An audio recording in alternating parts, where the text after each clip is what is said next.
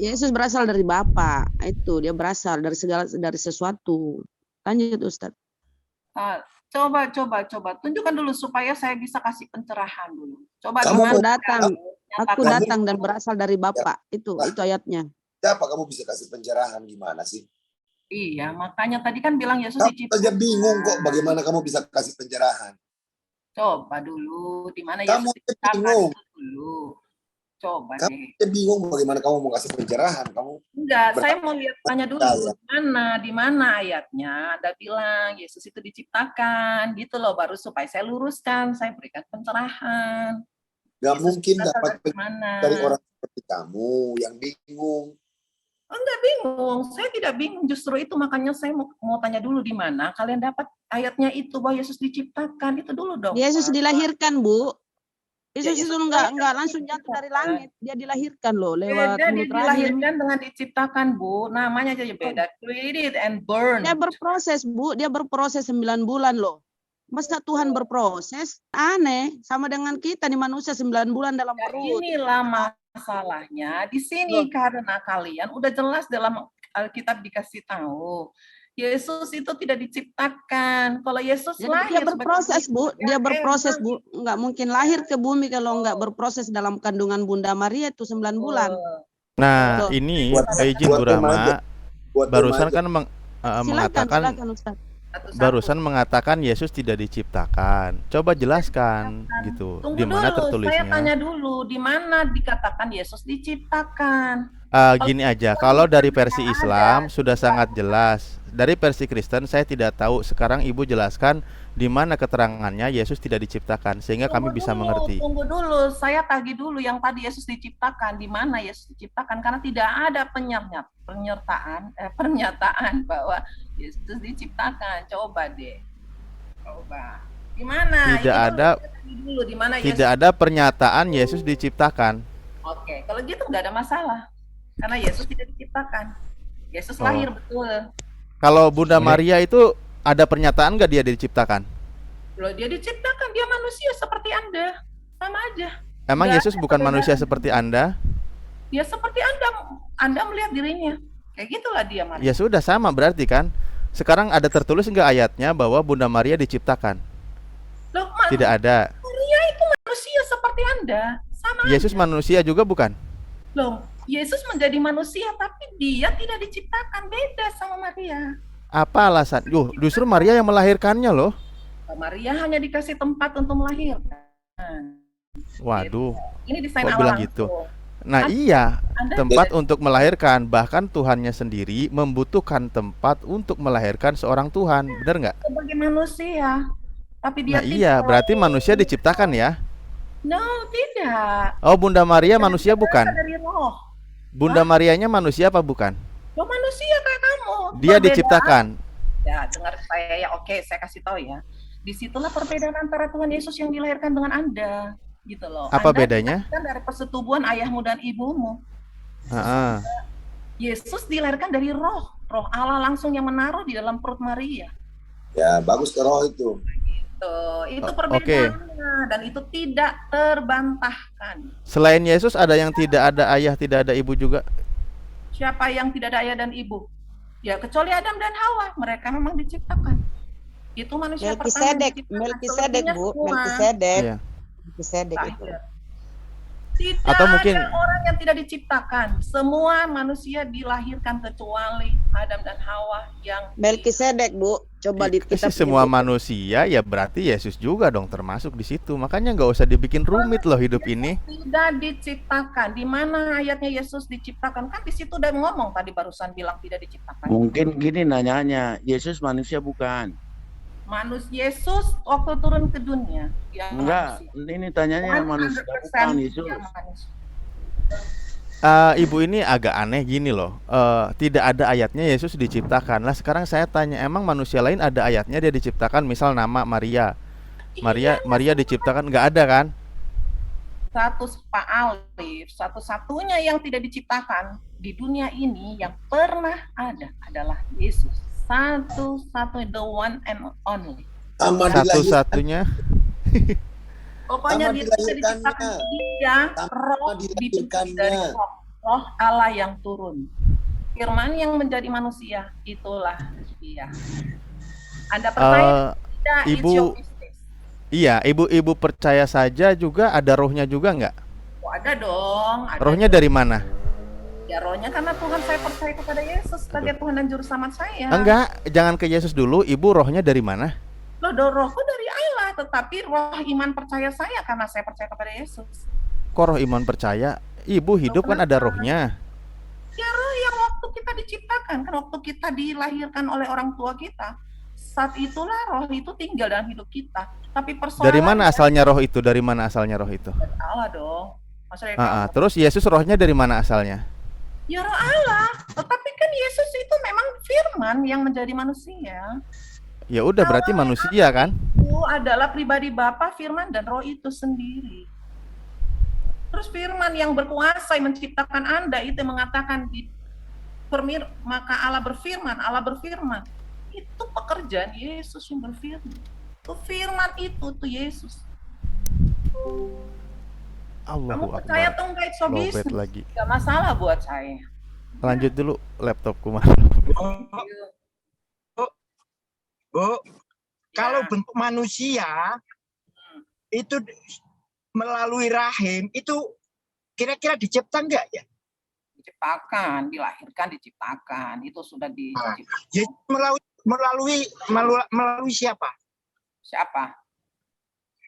Yesus lahirnya melalui siapa? Rahimnya siapa? Melalui perut Maria, tapi itu roh yang ditaruh di perut dia. Bukan kayak Bapamu dan Ibumu yang bersambungan dan kemudian jadi Kan kamu. manusia atau melahirkan Tuhan? Sekarang saya tanya, Maria itu melahirkan manusia atau melahirkan Tuhan? Manusia melahirkan manusia lah. Maria melahirkan manusia. Nah, Tapi manusia yang dilahirkan itu dari jelas roh. lah. Dia roh, Berarti murni kalau yang roh, bukan dilahirkan manusia, ya bentuknya manusia. Pak Pali. Karena ibu juga mengakui bahwa roh yang dibawa oleh ibu sekarang ini adalah roh dari Tuhannya Yesus juga. Benar nggak? Dengar saya dulu ya, dengar dulu supaya Bapak tahu. Ya, silakan. Kalau manusia saya ini dilahirkan, Bapak Pak Li ini, Abdul Amir Li, ini diciptakan melalui persetubuhan suami istri. Entah suami istri atau enggak, aku nggak tahu ya. Mereka berhubungan, kemudian rohnya ibu, rohnya ibunya, enggak gini, rohnya ibunya ibu itu diciptakan enggak? Sebentar, kita bicara roh ini, kita ini diciptakan dari daging ya, artinya persetubuhan antara Bapak dan Ibu, lahirlah saya dan Anda semua yang ada di sini, of course, tidak ada satu pun yang tidak dilahirkan dari daging, artinya apa? Perbuatan daging, karena nafsu laki-laki dan perempuan jadilah anak, ya. Tapi Yesus, pada saat Yesus ditaruh di perut Maria, itu roh sendiri yang menaruh. Kenapa? Maria sampai bisa bertunangan dengan pacarnya dan akan menikah, tapi kemudian malaikat menaruh roh itu, dia memilih kandungan Maria untuk menaruh roh dalam perut Maria, untuk menyatakan bahwa anak ini yang lahir tidak tersentuh dengan kedagingan. Dia numpang. Karena sekarang saya tanya ini secara ilmiah aja. Saat ibu dikandung sama ibunya ibu, ada di kandungan, itu ini kan roh itu siapa? Kok begini ya, Tuhan itu memberikan kepada kita tubuh logika saja, logika. Ya logikanya saya ngomong logika ke Bapak gitu loh. Tetapi pada saat kita diambil sebagaimana di dalam kitabmu sendiri, segala sesuatu diciptakan dengan firman-Nya. Oke? Kenapa dibedakan dengan Yesus? Kalau di dalam Al-Quran memang benar. Di Al-Quran juga diciptakan dengan firman-Nya. Apa itu? Kun fayakun. Godir ngalih Tuhan. Pali. Kalau itu Bu, logika pakai. Pali. Kalau itu lagi saat Yesus lahir bayi, apakah sudah menjadi Tuhan? Aku jawab dulu yang barusan yang Bapak tanya. Ya, kenapa Yesus bisa berbeda? Ya. Itulah dia berbeda, makanya dia namanya Tuhan bukan manusia. Karena dia berbeda, caranya juga lahir berbeda. Caranya ada di dunia berbeda dengan Bapak. Sudah tahu ya. Oke. Jangan denial. Kami umat muslim mengakui perbedaan terkait dengan kelahiran Isa alaihissalam atau Yesus itu. Mempercayai, Bu. Tapi itu bukan karena kehendaknya Yesus, tapi adalah kehendaknya Tuhan, kekuasaannya Tuhan. Allah menciptakan Adam yang tadinya nggak ada, jadi ada bisa. Apalagi ini sudah ada ibunya, tempatnya ada. Apa susahnya Tuhan? Jangan kau analogikan karena nggak punya bapak, lalu diakui sebagai Tuhan, penjelmaan Tuhan. Itu karena di dalam kitabmu sendiri menyatakan segala sesuatu diciptakan dengan firman-Nya. Ya. Kalau namanya dengan firman-Nya berarti sesuatu yang terjadi yang tadinya tidak ada jadi ada, itu berkat firman-Nya atau kekuasaannya Tuhan. Pinter, Bapak tahu itu bisa Bapak tahu itu firman kan, dan firman itu menjadi manusia. Oke, silakan Pak Bam, lanjut Pak. Mau borongin saya sih. Kalau firman menjadi terang gimana? Ayo. Kasih Pak Bam. Firman menjadi terang, firman menjadi gelap, itu gimana itu? Kamu ngomong terus, sudah kasih Pak Bams dulu. Sudah tahu tadi kalau kok dibedakan kok? Cek. Oke, saya bicara ya. Saya bicara Pak Bam. Sebentar Pak Bam. Ya. Oke, jadi mari kita coba sekali-kali kita bedah ini Bible ini memang kitab suci atau memang suatu dongeng ya. Dikatakan Yesus adalah Tuhan. Coba kita lihat ya, di mana kita lihat arti kata Yunani arche ya. Arche itu artinya sumber atau permulaan, kan? Dikatakan inilah firman dan Yesus saksi yang serta dan benar, permulaan atau arche dari ciptaan Allah. Nah, di Wahyu 1:3-14 itu ciptaan.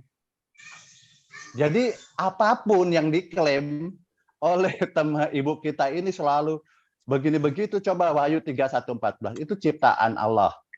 Makanya tidak salah kalau di Kristen itu banyak denom-denom. Yang satu mengatakan Tuhan, satu bukan, satu Tuhan, yang satu bilang Allah. Kristen sendiri itu memang sudah banyak perdebatan. Klaim Trinitarian ya, klaim Trinitarian. Dengar dulu aja Bu, dengar dulu, jangan terguncang. Klaim Trinitarian ya. Kata permulaan dalam Wahyu 3:1-14 memang berasal ada. dari nanti saya sebentar saya injili dulu Bu, saya injili dulu Ibu biar paham. Klaim Trinitarian ya.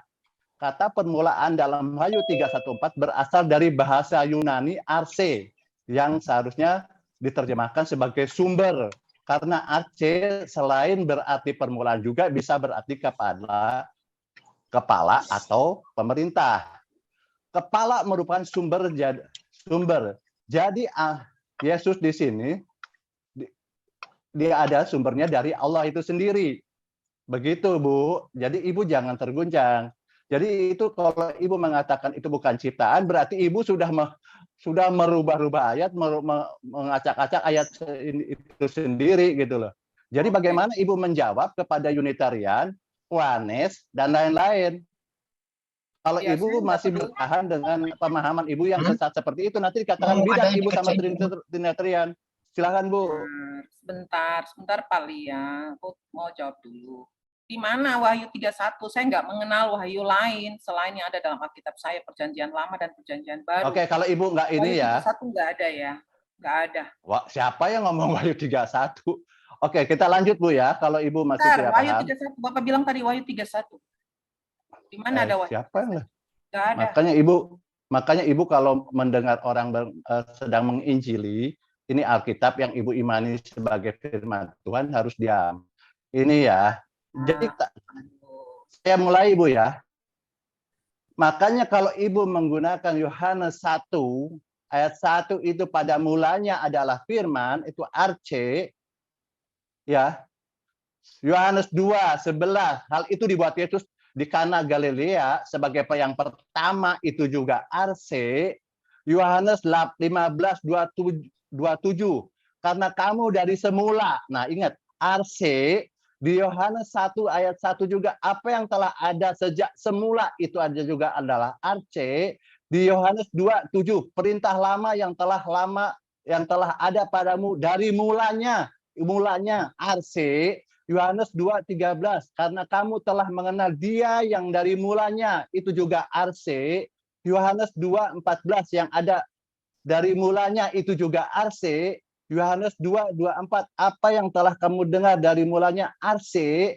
Yohanes 3:8 sebab bila iblis berbuat dosa dari mulanya itu mulanya jelas kata arche dalam ayat tulisan Yohanes tak berarti mulanya atau the beginning atau keterangan waktu, dan sama akan terlihat terlalu sembrono jika penganut Tritunggal demi berupaya keras menegakkan doktrinnya, kemudian memaksa menerjemahkan arche itu dalam Wahyu 3:14 sebagai sumber. Begitu Ibu. Tidak. Saya lanjut ya Bu ya. Sudah bicara aku ya. Yang pasti paginya apa yang Bapak maksudnya Ibu sudah paham belum? Ini ya. Kalau belum jangan dibantah dulu, nanti saya terusan lagi. Sebentar. Bagaimana mau bicara orang Bapak bicara terus?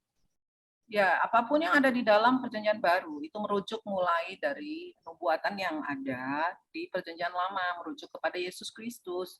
Dan di dalam Perjanjian Baru itu digenapi dengan kedatangan Dia, gitu loh. Jadi Bapak nggak bisa ngarang-ngarang cocokologi atau apapun yang Bapak pikir, nggak bisa.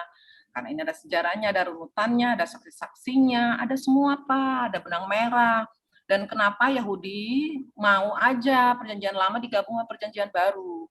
Karena sudah sebagian besar juga orang Yahudi sekarang sudah memahami tentang Yesus Kristus itu. Itulah Mesias yang dijanjikan itu. Dan Bapak juga nggak bisa bantah. Kenapa tidak? Quran harusnya gabung juga sama Alkitab bertiga gitu loh.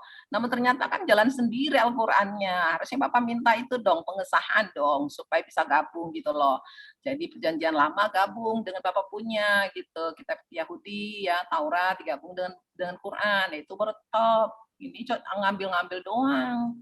Tapi ternyata kan tidak gabung gitu. Harusnya Bapak minta pengesahan dong. Terus masalah Wanesa apa, I don't care. Mereka mau di mana Al-Qur'an ngambil-ngambil dari Bible? Paksakan Pak Alif juga. Saya nggak bisa paksakan mereka. Kalian di sini. Saya cuma cerita bahwa begini loh, dalam firman Tuhan seperti ini, Alkitab seperti ini. Itu aja. Saya belajar untuk mengimani dengan pikiran saya yang dangkal tentang siapa Yesus, bagaimana karya Roh Kudus, bagaimana Allah itu Trinitas. Itu aja. Kalau kalian tidak memahami itu, ya nggak masalah, saya tidak paksa. Makanya saya juga nggak belajar Quran, supaya saya tidak banyak tahu tentang kalian. Karena mungkin kalau saya membaca, mungkin banyak pertanyaan saya gitu loh. Nah, tuh Pak Bams tuh, kasihan tuh Resenus. Siapa tahu dia mau nambah. Makanya, maaf Bu, sudah Bu ya? Oke. Jadi gini Bu, kalau memang Ibu memang masih dangkal dalam kitab Ibu, makanya di sini teman-teman semua dari Bang Alif atau Bang siapa ini akan menginjili Ibu bagaimana memahami Alkitab itu sesuai narasi yang benar, yang tertulis gitu loh. Ya. Jadi kesimpulannya nih Ibu baca di Wahyu 3:1-4 ya, dan Amsal 8:22 sampai 30 adalah ayat-ayat yang semakin kokoh menguatkan fakta-fakta Alkitabiah bahwa Yesus itu bukan Allah, ya. Sebaiknya ayat-ayat tersebut menjadi bukti akurat bahwa secara Alkitabiah bahwa Yesus adalah ciptaan Allah. Itu udah dalilnya dari kitab Ibu yang imani. Oke, ya. Bapak ngajar jadi saya apapun Ibu itu Ibu harus sebentar Bu ya. Jadi Ibu harus bisa membedakan ini doktrin, ini Alkitab, ini doktrin. Jadi yang saya sampaikan di sini adalah Alkitabiah, Bu ya, bukan doktrin.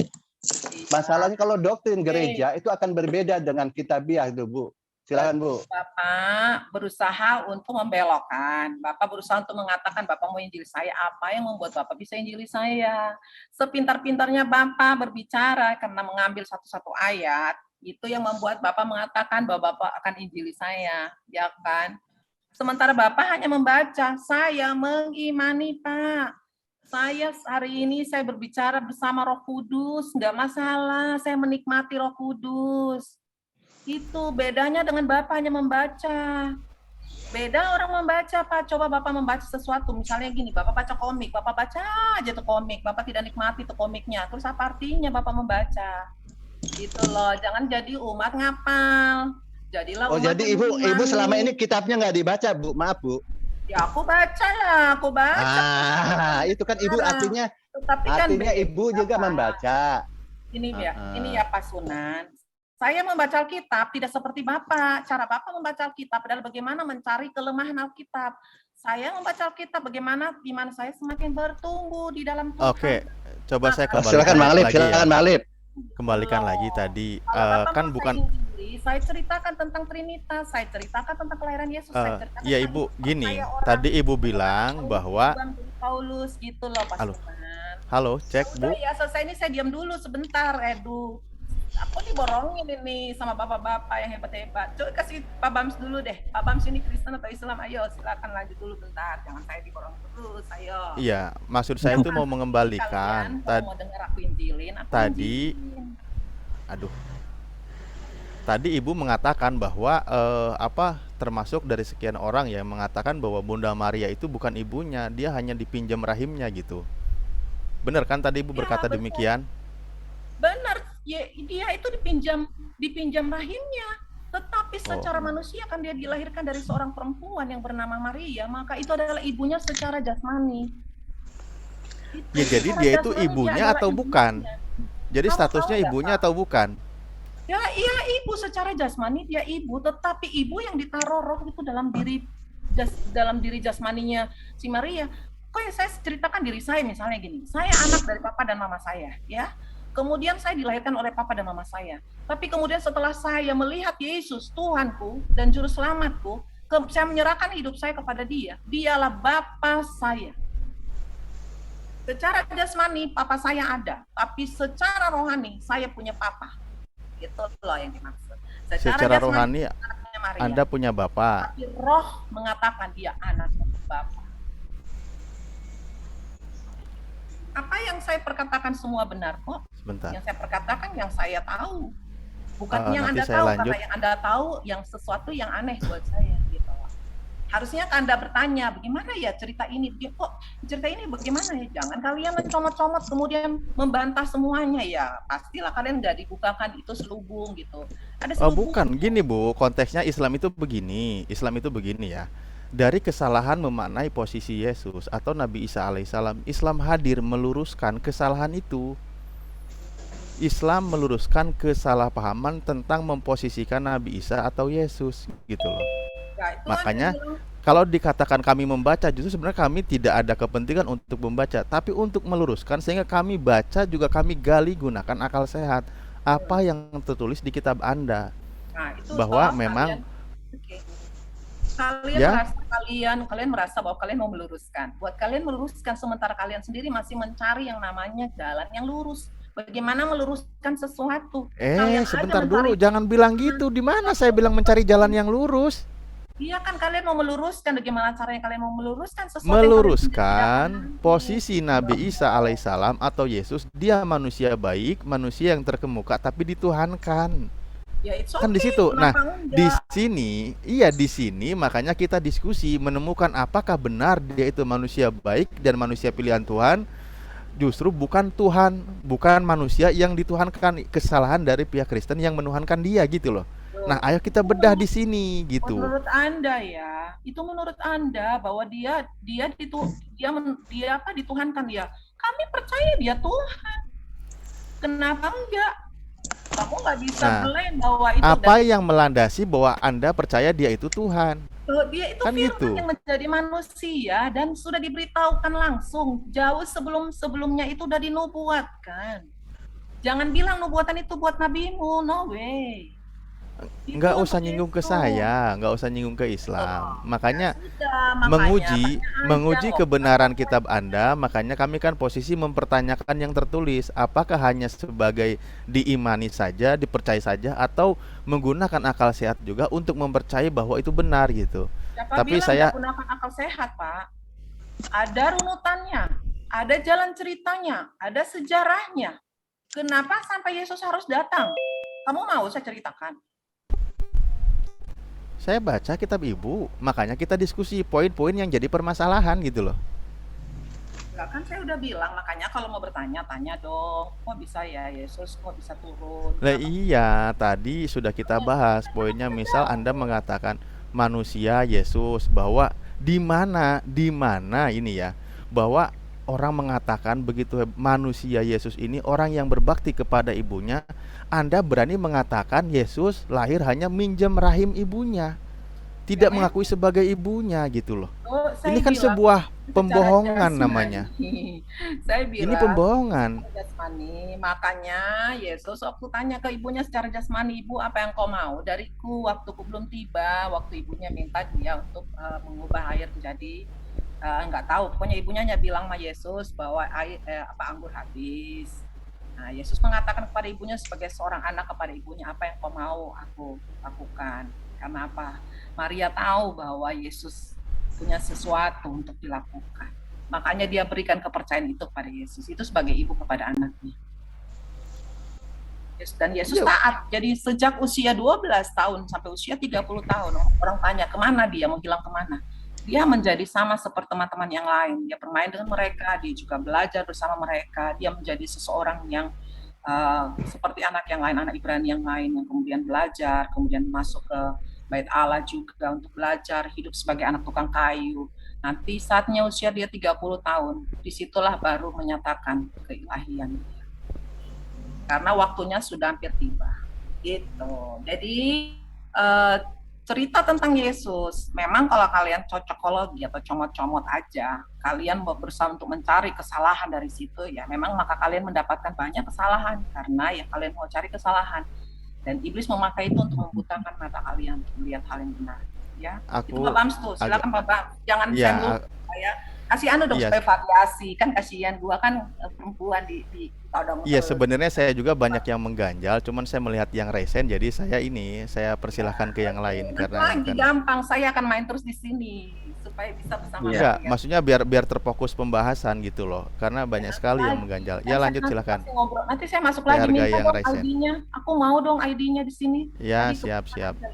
Siap, saya kirim ya. Saya kirim linknya. Bu, apa Maria menyembah Yesus, Bu?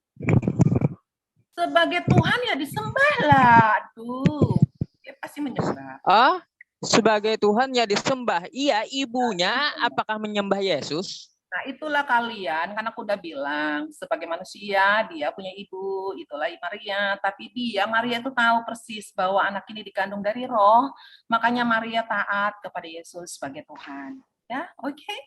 Lanjut dulu, Bang. Oke, Maria mengandung Yesus. Saya penasaran dengan Maria menyembah Yesus. Sebentar, sudah kan aku udah jawab. Apa sih kalian? Coba tanya Bams, kelihatannya Bams orang Kristen deh, biar dia bantu saya untuk jawab. Silakan. Ini bukan tanya jawab seperti anak TK langsung dijawab clear urusan, Bu. Iya. Santai aja. Saya punya banyak loh, sahabat-sahabat saya banyak Muslim loh, teman-teman saya Muslim, dan saya mengasihi mereka. Sejak kapan Maria menyembah Yesus, di mana dan waktunya jam berapa gitu? Kok ini kalian ini kayak sama dengan kalau orang mau pergi WC gitu, misalnya harus ada ayat apa semua, kalian mau ngapain ada ayat. Bu, gitu, jangan salah Bu, dia makan ikan goreng aja dicatat. Nah itulah kalian gitu, hak perintilan yang nggak penting dicatat. Hal besar yang harusnya kalian tahu kalian nggak catat, itu apa? Nah ini penyembahan adalah sesuatu hal yang besar Bu. Makanya ditanyakan. Sebentar ngasih tahu dulu itu, saya kasih linknya Bu di chat ya. Kalau mau di save silahkan. Lanjut. Saya bukan pasang urat leher, cuman mungkin agak keras ya karena ini pakai lapnya mic-nya kurang bagus. Jadi kirain saya terlalu keras. Oke, saya agak lebih lembut. Saya teriak memang karena saya pikir kalian nggak dengar saya. Anak buah Paul nih, urat lehermu kawat. Sejak kapan Maria menyembah Yesus? Enggak saya temukan literasinya. Cari tahu yang pasti secara Maria itu tahu. Maria tahu bahwa yang dia kandung adalah Tuhan sendiri. Maria tahu. Makanya dikatakan Maria menyimpan segala sesuatunya di dalam hatinya. Karena dia tahu. Enggak dibilang gitu. Iyalah. Berarti Maria menyesatkan manusia gitu. Enggak bilang-bilang sama manusia dia mengandung Tuhan. Ya Bapak aja kali yang disesat, Bapak aja kali yang tersesat. Harusnya Bapak aja kali. Gimana tuh? Santai aja Pak. Bentar. Mana itunya dong, mau dong ID. Kasih Bang Alif. Tadi udah saya bilang itu di chat, saya kirim linknya. Itu nanti kalau masuk langsung aja klik itu tanpa password. Oh, yang ini. Oke. Ya. Nggak pernah saya temuin satu data atau satu dalil pun Maria, ibunya Yesus, menyembah Yesusnya sendiri. Kamu aja tuh Pak.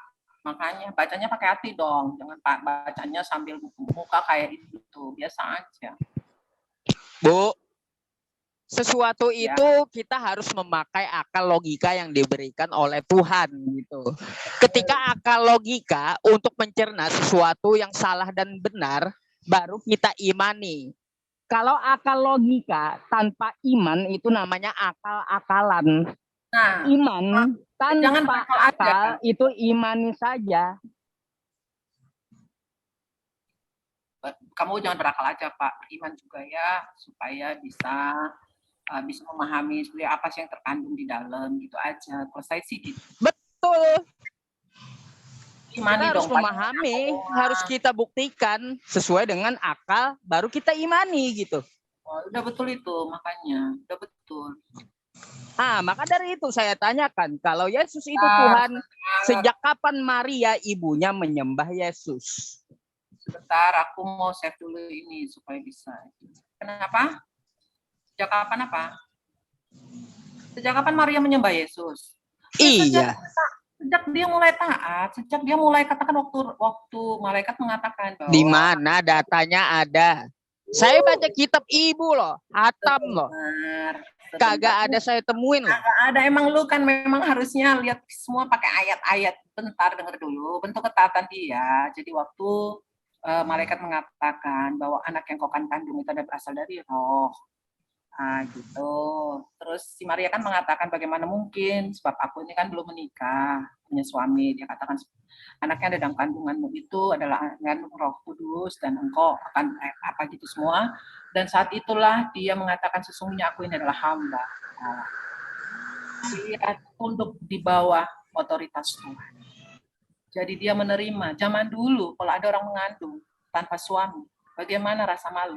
Dan saya percaya kalau orang hari ini ada anak yang mengandung tanpa suami, mungkin masih ketawa-tawa. Tapi zaman dulu mungkin bunuh diri. Tapi apa yang dilakukan oleh Maria? Dia menyimpan segala sesuatunya di dalam hatinya. Karena dia tahu hamba yang menjalankan kehendak Bapaknya. Ya itu ya, Roh Kudus yang membuat dia menerima semuanya. Suaranya kecil, Bu, suaranya kecil. Ya, katanya, makanya saya teriak-teriak tadi, bukan karena pakai urat kawat. Karena suara ini, suara aku jelek. Bagus kok, Bang Ucok, bagus. Lanjut, Bu. Iya. Mungkin tempat saya hujan kali ya. Lanjut dulu. Habis hujan saya mau diskusi sama ibu ini. Kan jangan gitu dong, Pak. Bapak yang ada masalah, orang lain disalahkan. Ya udah, lanjut, Bam. Aku diam dulu. Yang penting aku senang ya, I'm happy to be here. I'm happy. Saya senang di sini ngobrol sama kalian yang agak sedikit ngotot kan.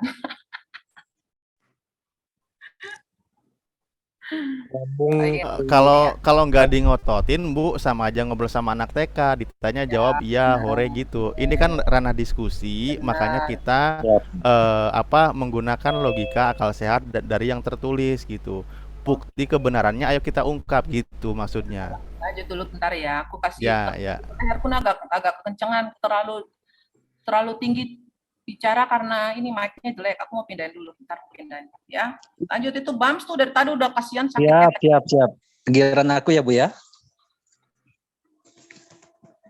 Itu gimana caranya nyembah maknya itu ya? Selamat malam semuanya. Malam. Ya, Bang Tolib monitor, Bang Tolib. Ya. Mana Ibu tadi masih ada kah? Tolib ke room admin sebentar. Ya kenapa Bams? Bams yuk ngomongin saya, bentar dulu. Ya, enggak. Mana ini belum ada room ini? Jadi, buat room dulu. Iya, gimana Bams? kalau aku nggak bakalan lama karena ini udah asar ya, jadi ada panggilan. Jadi gini, saya pertama Saya ucapkan terima kasih kepada Ibu. Ibu berani ketimbang bom-bom ya. Ibu berani hadir di sini. Dan Ibu mengutarakan keimanan Ibu dan mau berdialog dengan kami. Saya angkat jempol lah istilahnya. Jempol dua-duanya. Oke, thank you, Bang. Ya. Yang kedua, jadi kalau saya baca ya istilahnya, sesuatu yang tidak ada menjadi ada, itu namanya ciptaan. Baik dalam bentuk proses kelahiran, itu ciptaan. Ataupun bim salabim abakadabra, ada juga sama ciptaan. Yang namanya bukan ciptaan itu dia ada sebelum kalimat ada itu ada. Dan dia tetap ada setelah kalimat ada itu sudah tidak ada. Itu kalau kita runut dalam Maleki ayat 3 ayat ke-6, aku Allah tidak akan pernah berubah. Pegang, tidak akan pernah berubah untuk Bani Yakub dan untuk keturunannya dan seterusnya. Berarti Allah tidak akan pernah berubah menjadi sosok manusia. Kalau sosok manusia yang dikenal dengan Yesus, itu bisa kita baca dalam Lukas 1 perikop itu kisah Yesus dilahirkan.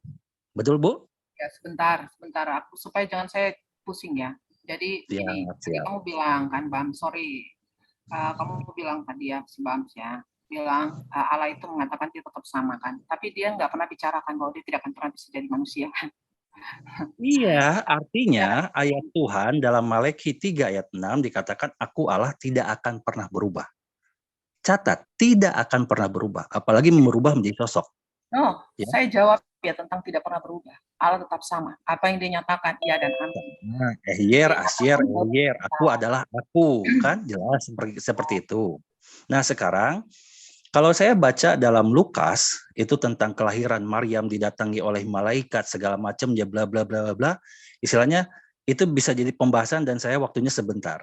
Ibu silakan baca dalam Lukas 1 ayat 35. Dan Ibu silakan baca. Kalau Bapak katakan ya, kalau Bapak katakan bahwa Allah mengatakan aku tetap sama, tidak akan pernah berubah. Memang Allah tidak pernah berubah. Pertama, kasihnya tidak pernah berubah. Tapi kedua, keadilannya juga tidak pernah berubah. Apa yang dilakukan oleh Adam dan Hawa sebagai bentuk ketidaktaatan, itu adalah keadilan. Jangan dulu melebar, Bu. Jangan dulu melebar. Itu bentuk, kalau itu bentuk Allah yang tidak pernah berubah, Pak. Jadi dia bukan bilang tidak berubah simsalabim, no. Iya, makanya Allah itu tidak akan pernah berubah. Nah, aku tidak akan berubah. Ya, kalau umpamanya menjadi sosok menjadi Yesus, itu namanya perubahan. Bapak tidak dengar yang dikatakan Yesus. Aku sudah ada sebelum Abraham ada. Artinya apa? Yesus sendiri mengatakan itu. Adanya di mana, Bu? Kalau memang sesuatu yang tidak ada menjadi ada, itu artinya itu di luar ruang, itu artinya tidak terikat dengan ruang dan waktu. Yesus ada sebelum Abraham ada. Kalau di Islam, Bu, maaf ya. Kalau di Islam, Tuhan itu Al-Kalam, Maha berfirman. Gak mungkin firman dulu, baru Tuhannya ada.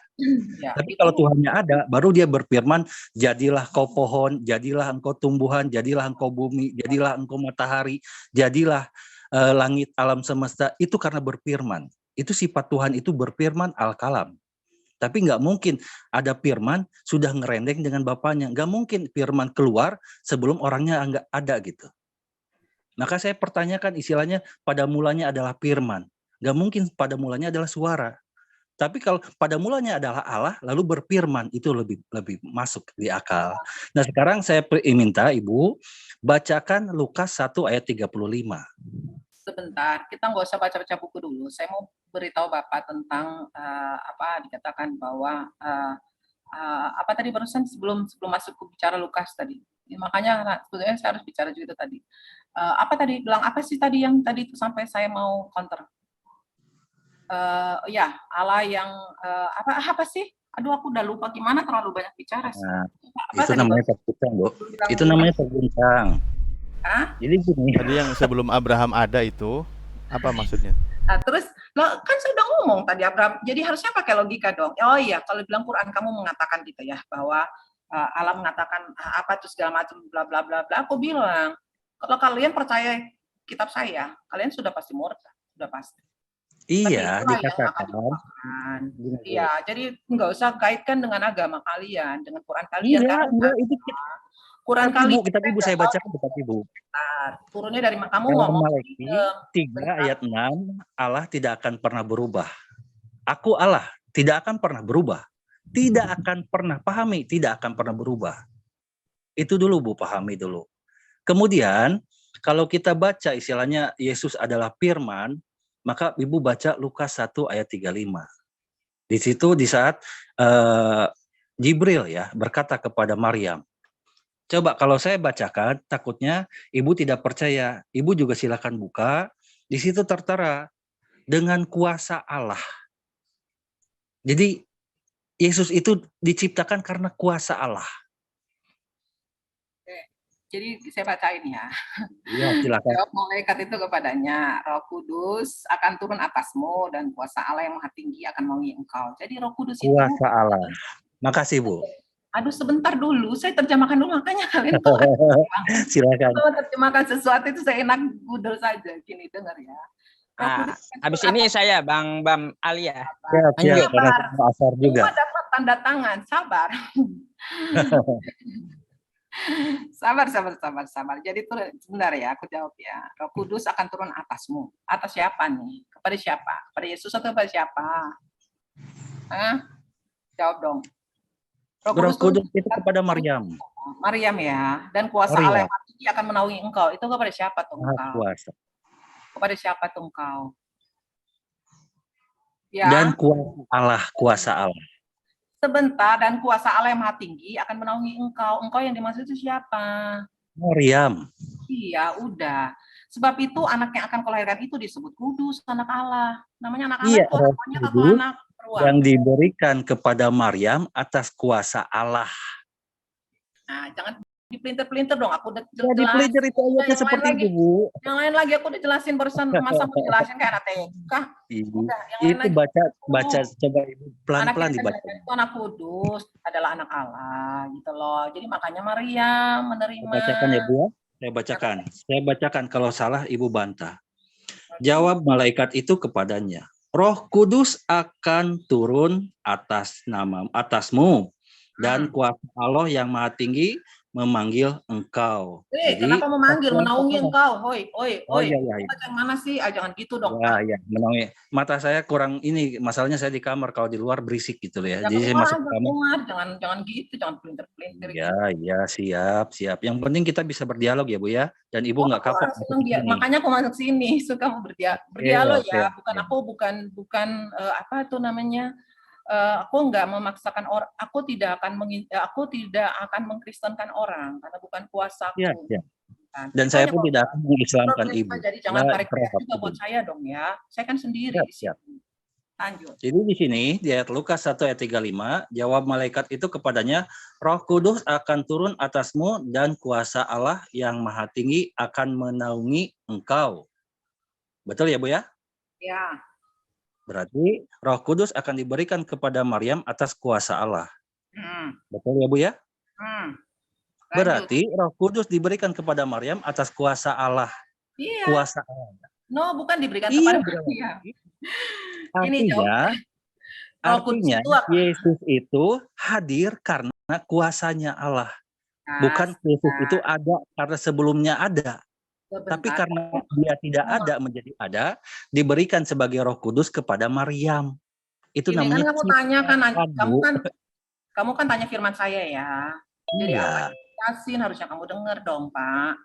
Jadi kan saya udah ngomong tadi bahwa ayat 35 jangan dibolak-balik ini jawabannya. Jawab malaikat itu kepadanya. Silahkan. Roh Kudus akan turun atasmu ya, atas Maria ya. Roh Kudus akan turun atasmu. Atasmu bukan di dalammu tapi atasmu. Artinya berarti Roh Kudus itu ada di atas kepala dia.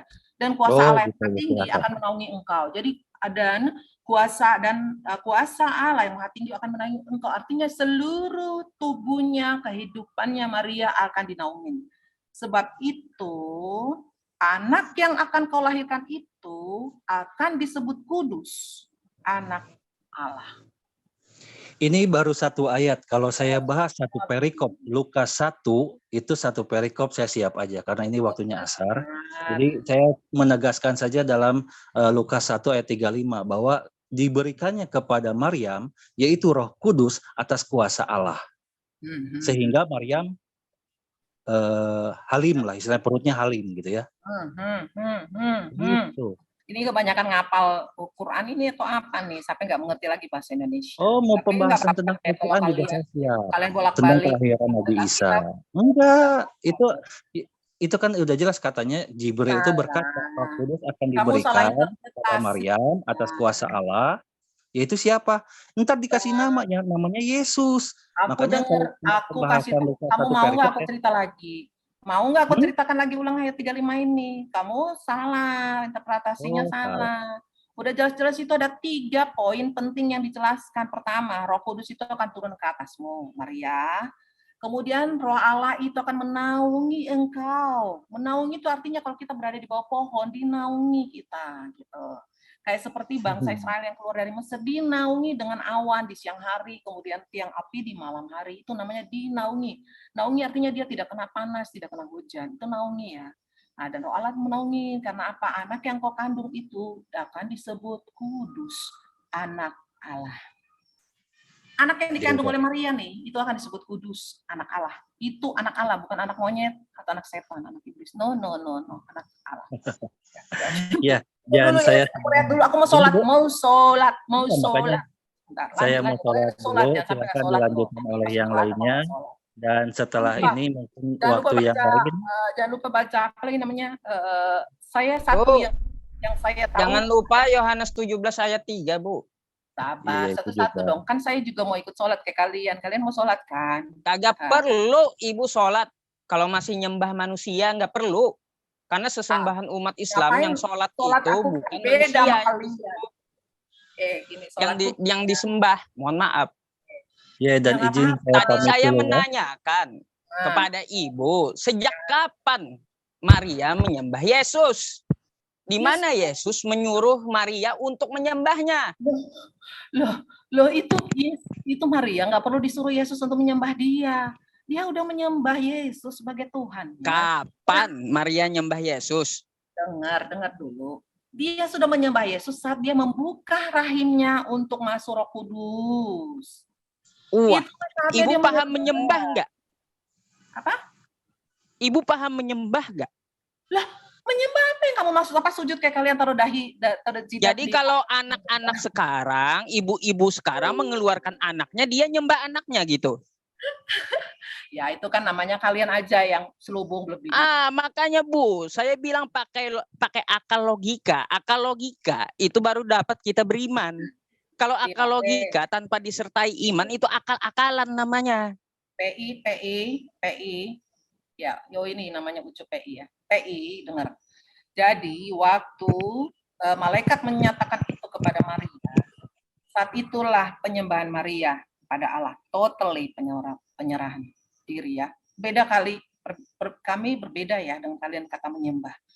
Kami itu yang menyembah itu fully surrender, artinya penyerahan total. Dia menyerahkan dirinya total kepada Allah. Kenapa? Rela loh, dia taruh perutnya untuk taruh manusia anak Allah itu dalam perut dia. Kagak ada Bu, Yesus menyuruh Maria menyembah dia, nggak ada. Di Matius 4 nomor 10 aja sama iblis, itu Yesus menyuruh menyembah Allah, bukan menyembah dirinya. Ya, itulah makanya kalian karena nggak tahu sejarahnya, jadi kalian selalu mengatakan seperti itu kan sudah basi. Dan buat orang Kristen 3.000 kali pun disampaikan kepada kalian, tetap aja kalian merasa bahwa bukan begitu ceritanya. Ini aja yang sekarang Lukas 1 ayat 35 aja kalian nggak bisa interpretasi, apalagi kalau yang lain-lain, apalagi kalau bilang dikatakan Yesus, di mana Yesus mengatakan dia Tuhan, sembahlah aku. Di mana itu kan basi, udah berapa kali, ribuan kali udah dijelasin. Tapi dasar lah ya, agak susah juga. Ya sudah, yang pasti yang bisa saya jelaskan, saya akan jelaskan. Ya, UCPI. Lanjut. Ya silakan Anda jelaskan sejak kapan Yesus menyuruh Maria untuk menyembah dirinya. Ibu tadi bereksegesis, katanya ketika Maria mengeluarkan Yesus, mengandung Yesus, itulah Maria menyembah Yesus. Jadi begini, kalau anak-anak sekarang dilahirkan, ibunya nyembah anaknya kayak gitu. Itu kalau anakmu mungkin begitu ya, tapi saat malaikat menyatakan itu kepada Maria, ya dengar ya, saat malaikat itu menyatakan kepada Maria, tentang anak yang akan dilahirkan itu adalah anak kudus, anak Allah. Itulah bentuk ketaatan Maria dan bentuk penyembahan dia. Bukan cuma Yesus anak Allah di kitab Ibu. Daud anak Allah. Orang-orang baik anak Allah. Gimana, Bu? Tapi kenapa Israel Maria anak sulung tuh. Sebentar. Kenapa Maria mau menerima karunia roh itu masuk dalam perut dia? Zaman dulu loh ya. Bukan hari gini anak-anak bisa mengandung 40 kali tanpa perlu punya suami. Dulu nggak boleh gitu. So, dia kalau aku yang jadi Maria, aku mungkin bunuh diri. Kan? Tapi kenapa? Ya, kalau sebelum mengandung Maria, sebelum mengandung Yesus, Maria nyembah apa, Bu? Ya enggak nyembah tahu. pohon gitu. Yang pasti dia taat lah. Dia orang yang taat, makanya Allah memakai dia karena dia pasti orang yang taat. Mungkin dia adalah orang yang percaya kepada Tuhan, apalagi dengan melihat dia punya dia terlalu banyak eksegesis, Bu. Maria itu orang Yahudi. Pemahaman Yahudi dibilangkan 23 nomor 19, Tuhan itu bukan manusia dan enggak dapat disamakan dengan apapun. Betul, setuju. Saya setuju. Setuju ya, karena bentuk itulah dia taat kepada Allahnya. Sehingga saat malaikat berbicara kepada dia mengatakan begini sebagai bentuk penyembahannya dia kepada Tuhan. Dia katakan gini, sesungguhnya aku ini adalah hamba Allah. Jadilah kepadaku seturut dan kehendakmu. Itu aja deh. Kalau kamu nggak percaya tentang pernyataan itu, ya sudah. Forget it. Anggap aja kalian ya sudah. Agamamu aja benar. Udah. Yang pasti saya udah jelaskan apa yang... Bukan begitu. Saya bukan memasalahkan agama saya. Tetapi argumen Ibu yang memaksakan untuk menyembah Yesus gitu. Oh, itu disembah kemanusiaannya. Dia dari firman. Sejak kapan Yesus ngaku dari firman? Juga kagak ada. Oke, anggap aja dia tidak menyembah Yesus sesuai kehendakmu, tapi dia menyembah Allahnya. Loh, kalau ada Yesus minta disembah, saya sembah, Ibu. Ya nggak usah, Bapak, saya nggak butuh Bapak mau sembah Yesus mau enggak, itu kan bukan urusan saya. Yang penting Yesus datang menyelamatkan dunia, hanya orang yang percaya kepada dia maka akan diselamatkan. Yang tidak percaya kepada dia bukan menyembah dia kan? No, percaya kepada Yesus lah sebagai Tuhan dan Juru Selamat. Iya, percaya. Saya pun percaya. Dia juru selamat untuk Bani Israel, menyuruh menyembah Allah. Terserah. Itu kan urusan Anda. Saya kan tidak paksa, saya tidak suruh Anda untuk menyembah Yesus. Saya kan ceritakan apa yang ada dalam Alkitab. Itu aja. Saya hanya menceritakan tentang isi Alkitab. That's all. Berarti Ibu baca lagi kitab Ibu gitu. Masa Muslim lebih tahu? Loh, kamu tahu dari mana? Apa yang kamu tahu tentang Alkitab? Loh, dari Bible Ibu sendiri, Yesus itu diutus untuk Bani Israel. Yesus menyuruh menyembah Allah. Yesus kagak ada ngaku dari firman. Terus di kitab Ibu tidak diterangkan Maria itu nyembah apa sebelum ada Yesus. Betul, Pak PI. Nah, ini roh intimidasi yang coba kalian alirkan ke saya. Bukan intimidasi, masa Bible Ibu sendiri mengintimidasi? Saya baca di Bible Ibu itu. Ya, Bapak baca di Bible saya, tapi bukan itu maknanya. Nah, inilah yang kalian lakukan, intimidasi, mengatakan bahwa apa yang ada dalam Bible bukan itu yang harusnya. Mau kamu. Tapi Bible sudah menyatakan kebenaran itu, bahwa Yesus Tuhan. Mau bantah bagaimana, udah 2000 tahun yang lalu. Sekarang tinggal kalian... Nah, maka dari itu Ibu, ditanyakan sejak kapan Yesus itu Tuhan itu pertama. Karena di Bible tidak ada pengakuannya. Kata Ibu, Bible itu menurut saya. Lah, terus menurut Ibu maunya gitu. Jadi Yesus itu menurut Yesus sendiri, bukan menurut Ibu. Nah, sudah. Kalau Bapak percaya dengan Injil, pasti Bapak sudah menjadi Kristen. Sejak kapan kitab Ibu disebut Injil? Bapak tahu nggak artinya Injil?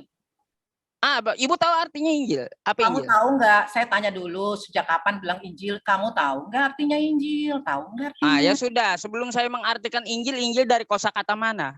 Bentar, saya tanya dulu. Kan kamu bilang, apakah bahasa itu Injil? Sekarang saya tanya, kamu tahu nggak artinya Injil? Apa artinya Injil? Sebelum saya menjabarkan artinya, Ibu tahu nggak kosakata Injil itu dari mana? Saya tanya dulu. Kamu tahu nggak artinya Injil? Saya tanya dulu. Tahu lah, tahu. Akan saya jelaskan kosakata Injil itu. Tapi saya tanya dulu Ibu, kosakata Injil itu ngambil dari mana? Sekarang saya tanya, apa artinya Injil? Saya akan jelaskan, tenang. Akan saya jelaskan sedetil-detilnya. Saya tanya dulu Ibu, kosakata Injil diambil dari mana? Arab. Saya mau tanya, Bapak tahu nggak artinya Injil? Itu dulu. Tahu. Maka dari itu saya tanya Ibu. Kalau saya tahu, saya akan jelaskan gitu. Tenang. Sampai sedetil apapun akan saya jelaskan. Saya tanya Ibu dulu sebelum saya menjelaskan. Kosakata Injil dari mana? Saya tanya apa itu Injil? Kabar baik, udah. Kabar baik. Nama lainnya Bashar. Siapa? Kabar baik tentang siapa? Basyirun. Kabar baik. Kabar Terus? baik tentang siapa? Ya saya tanya lagi Ibu lah. Tadi saya sudah jawab. Kosakata Injil diambil dari mana? Kabar baik tentang siapa? Ini pemahamannya saya nggak bisa jawab kalau Ibu nggak jawab gitu. Tidak, kabar baiknya tentang siapa? Gospel bicara tentang siapa? Merujuk. Nah, kalau gospel itu baru benar kitab Ibu, Bible atau gospel. Ini namanya misinterpretasi ya. Makanya kalau kosakata orang dirampok itu pahami dari kosakatanya sendiri. Makanya saya tanyakan, kitab Ibu bernama Injil sejak kapan? Ya, ini kamu sudah salah interpretasi ya. Jadi ya nggak apa-apa lah. Karena kamu mau mengingkari bahwa kalian harus percaya kepada Injil. Ternyata kamu tidak mengingkari. Ibu, di dalam iman Islam, di rukun imannya percaya kepada kitab-kitab Allah. Siapa yang mengingkari Injil, maka dia tidak sempurna imannya. Nah, maka dari itu, saya tanyakan, sejak kapan kitab Ibu itu namanya Injil? Makanya saya tanya, kan kamu tidak percaya Injil, kamu tidak percaya bicara gospel itu sama dengan Injil ya, kabar baik ya. Oh, memang beda Ibu. Memang beda. Nah iya, makanya kamu mengambil kalimat yang diucapkan oleh orang Kristen, para mereka yang menjadi martir Allah, orang-orang yang hidup untuk bercerita tentang Injil Yesus Kristus itu sendiri. Nah, kalian di dalam Quranmu, ketidakpahaman itu yang membuat kalian misinterpretasi. Tidak paham dari mana, Ibu? Injil menurut Islam adalah pewahyuan yang diturunkan kepada Nabi Isa. Itu menurut Islam. Makanya Pak Bombom mungkin tidak mau masuk sini karena kalian ngotot. Makanya Pak Bombom nggak mau masuk sini. Saya tanya kata Alkitab saja dia nggak tahu. Panggil sini. Tahu. Memang ternyata buang mutiara pada babi. Sebetulnya gitu sih ya. Betul. Sebenarnya saya yang membuang mutiara sama babi. Karena apa? Anda mencomot kata Injil, kata Alkitab. Saya tanyakan kepada Bombom. Tanya aja tuh teman-teman semuanya yang nonton. Pada waktu itu. Alkitab ngerampok dari mana kata saya? Ngerampok. Terus kata Alkitab itu berakar kata apa? Bombom kagak tahu. Bukan kagak tahu, kalian aja ngeyel. Ya sudah, kalau gitu kalau Ibu merasa tahu, Alkitab berasal dari mana? Loh, itu kan cerita ya, saya sudah bicara tentang Alkitab. Kamu ngerti ya Alkitab itu? Kan dari tadi kita cerita itu kan Alkitab. Sejak kapan namanya kitab Ibu itu ada Alkitab? Ya, sejak mulai orang menulis dan menuliskan Alkitab di dalam Perjanjian Lama dan Perjanjian Baru. Terus persoalannya sejak kapan namanya Alkitab? Bu, Kristen Arab menyebut kitab mereka Al-Muqaddas, Bu. Bukan Alkitab. Saya nggak tahu apa itu Al-Muqaddas, aku nggak ngerti. Aku cuma tahu Alkitab. Makanya Ibu banyak belajar lagi. Alkitab itu dirampok oleh Kristen dari kosakata Arab. Alkitab adalah nama lain dari Al-Quran. Ini terserah mau napanya apapun aku tak peduli. Mau Alkitab, kalau mau Alkitab. Berarti imani saja gitu, percaya saja, imani saja tanpa akal. Nah, itu namanya imani saja, Ibu. Akal, makanya saya bilang di awal tadi di depan, akal tanpa iman itu namanya akal-akalan. Iman tanpa akal yaitu imani saja gitu. Jadi gini, Yusuf PI, apa yang kamu tidak tahu, kamu belajar aja harusnya, bisa sambil tahajud dan bertanya kepada Allahmu. Sebenarnya nggak perlu saya. Kalau begitu kamu nggak butuh apa-apa, ya nggak usah kamu bicara. Kamu ngapain juga bicara sama saya? Bicaranya sama teman. Kalau menanyakan masalah Bible, saya nggak perlu sama Allah. Saya baca sendiri Bible itu sekarang.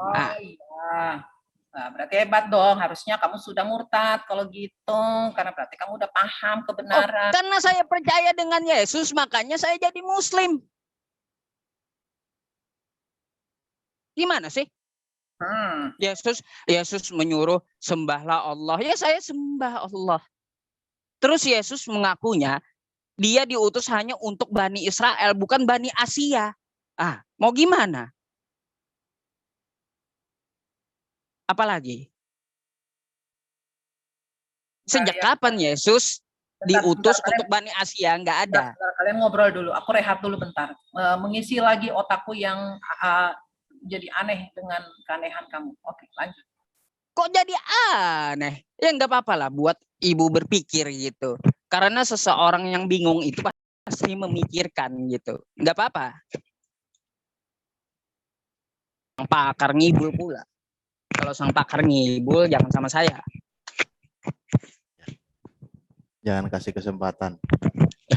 Kesempatan ngibulin Al-Quran maksudnya. Posisinya ditanya aja. Mungkin gini, coba Ibu, mungkin saya yang ajak kembali lagi nih. Semoga saya mengalih udah fresh lagi ya. Halo, Ibu percaya saja. Saya coba mungkin posisinya sebagai penanya di sini. Lanjut Kang Alif. Mungkin saya mundur dulu gitu ya. Nanti panas otak ibunya gitu.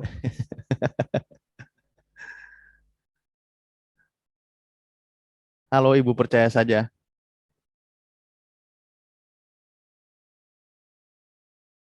Terguncang.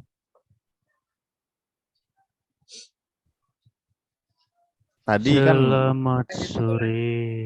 Nanti aku masuk lagi ya. Sore. Iya, enggak mau nanya. Kita ngobrol. Mau nanya yang sesuai dengan percaya aja gitu kan, bahwa tadi Ibu mengatakan meyakini bahwa Bunda Maria itu menyembah Yesus, ya kan? Mungkin pertanyaan saya, Yesus itu menyembah siapa? Yesus menyembah siapa? Yesus tidak menyembah siapa-siapa. Yesus tahu dia Allah. Dia anak Allah.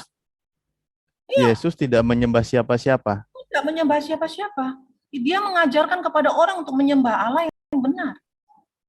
Karena dia mengatakan aku dan Bapa adalah satu. Terus kalau dia berdoa kepada Bapaknya, itu kapasitas dia sebagai manusia. Tapi dia tahu dia adalah ilah. Lah gimana sih Ibu bilang Yesus tidak menyembah siapa-siapa, tapi dia berdoa menyembah kepada Allah. Ya, sewaktu dia menjadi manusia, itu yang dilakukan sebagai manusia karena dia dan Bapa adalah satu, makanya dia dalam kehidupannya dia tidak akan pernah bisa lepas dari Bapaknya. Ya, makanya pertanyaan saya kan sederhana, apakah Yesus menyembah? Tidak menyembah kepada siapa-siapa. Loh, dia hanya menyuruh orang, termasuk iblis sekaligus. Dia katakan bahwa kamu hanya kepada Tuhan saja kamu sembah. Kepada Tuhan saja kamu sembah. Iya, di Yohanes, saya pernah baca Yohanes 4:22. Yesus berkata kan kami menyembah apa yang kami kenal. Berarti Yesus menyembah di situ kan? Ya, lengkapnya begini. Kamu menyembah apa yang tidak kamu kenal. Kami menyembah apa yang kami kenal. Sebab keselamatan datang dari bangsa Yahudi. Yohanes 4:22. Bentar ya, Yohanes 4 ya.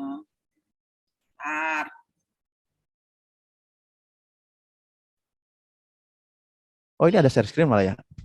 Yang Yohanes bukan? Kan saya harus baca konteksnya.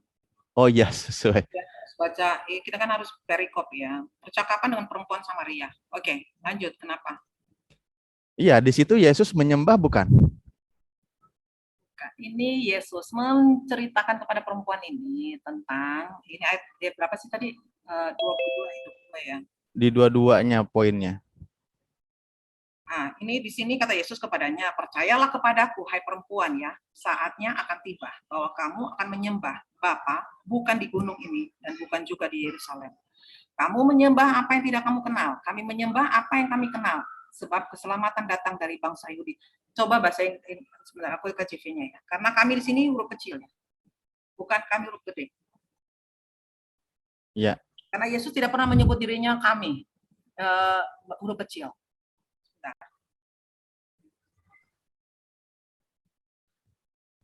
22 apa 23? Oh ya, itu ada. Kenapa patokannya di bahasa Inggris? Emang originalnya bahasa Inggris ya?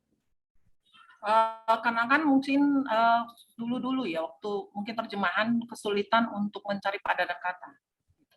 Jadi mungkin kalau pakai translator ya maybe ya, saya nggak tahu. Yang pasti kadang-kadang bukan bilang apa ya, biasa itu kan error tentang terjemahan. Karena kan dulu perbendaharaan kata kita kan sangat sedikit ya.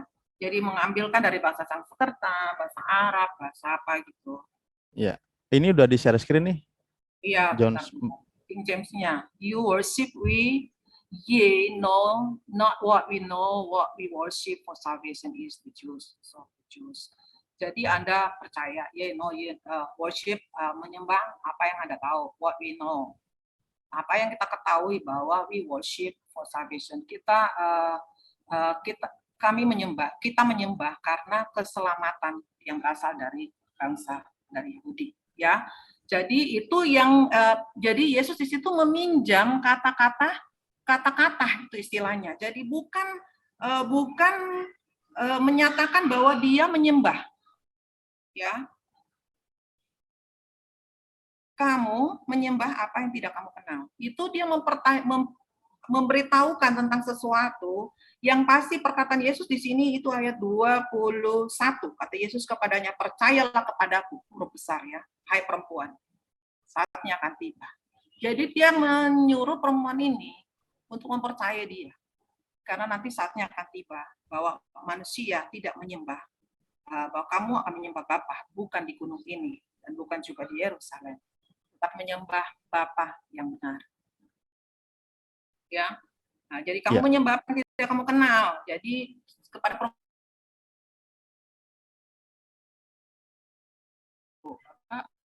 tentang diri yang tidak percaya gitu. Jadi dia mengatakan itu kepada dia. Nah, tetapi kamu menyembah apa yang tidak kamu kenal. Banyak orang menyembah dikatakan Tuhan ya, tapi sebenarnya dia nggak mengenal siapa Tuhannya. Nah, itu yang dimaksud gitu. Tetapi jelas di situ posisi Yesus juga menyembah ya. Ini kayak apa ya? Maksudnya seperti kayak meminjam kata gitu loh. Ada pernyataan bahwa kami itu artinya orang yang percaya kepada Allah itu menyembah terhadap keselamatan itu sendiri. Worship for salvation is of the Jews. Jadi dia meminjam kata-kata bahwa orang-orang Yahudi itu menyembah kepada Allah yang membawa keselamatan. Itu dan keselamatan itu datangnya dari orang Yahudi. Atau mungkin singkat kata pertanyaan saya begini, di kalimat ini, perkataan Yesus ini, Yesus tidak menyembah di sini. Tidak, dia mau beritahu perempuan itu bahwa penyembah penyesat itu akan datang dan kamu menyembah sesuatu yang kamu nggak kenal, tapi sebenarnya penyelamat itu akan datang gitu loh. Iya, maksudnya gini Bu, maksudnya gini.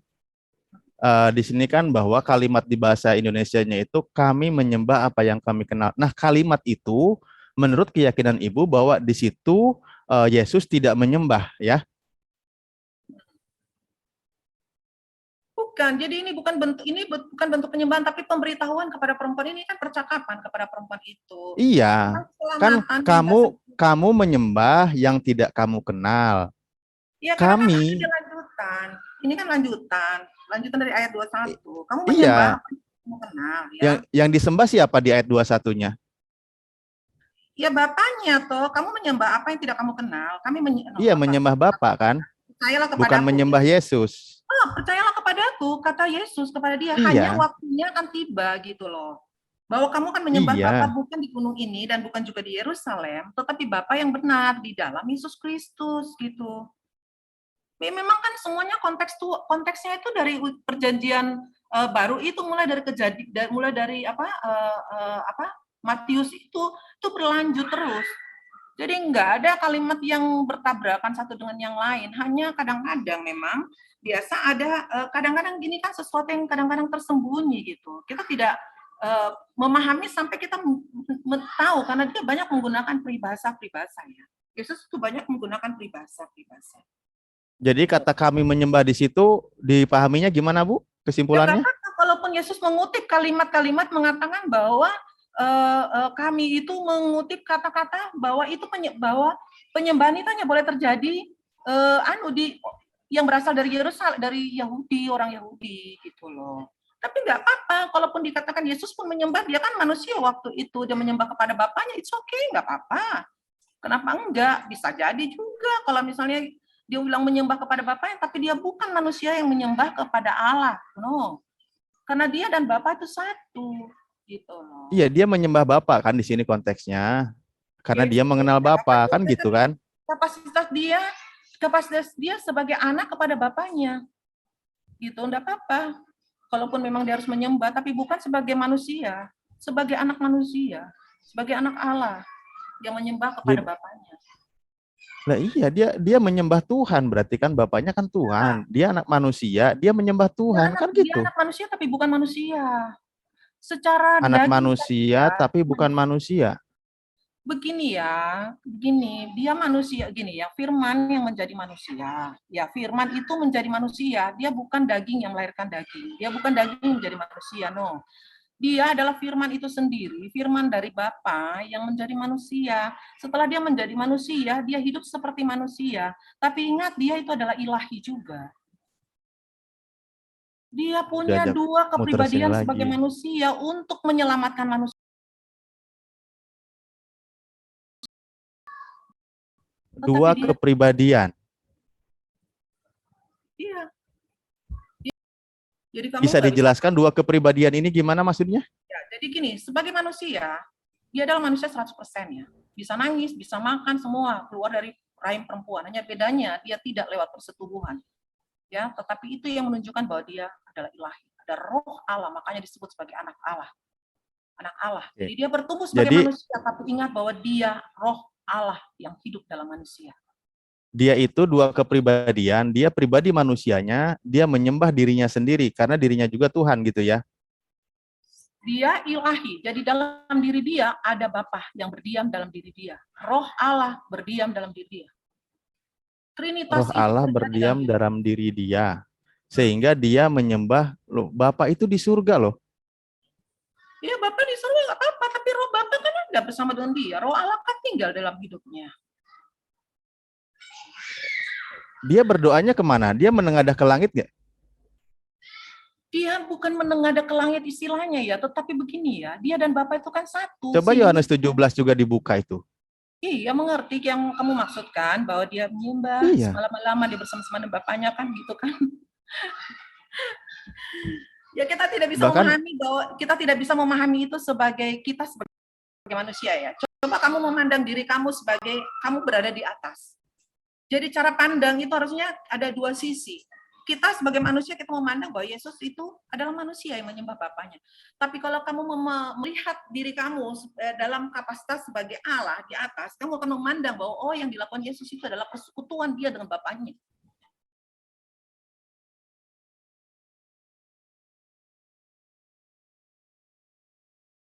Aduh, jangan diajak keliling-keliling membuat saya bingung.